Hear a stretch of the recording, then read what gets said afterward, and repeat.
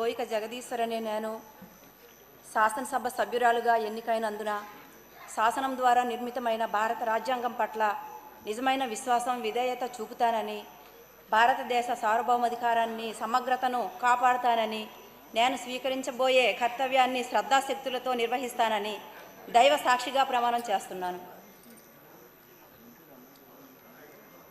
ఆంధ్రప్రదేశ్ శాసనసభ్యురాలైన తోయిక జగదీశ్వర్ అనే నేను సభా నియమాలకు కట్టుబడి ఉంటానని, వాటిని అనుసరిస్తానని, సభా మర్యాదలను పాటిస్తానని, సంప్రదాయాలను గౌరవిస్తానని దైవ సాక్షిగా ప్రమాణం చేస్తున్నాను.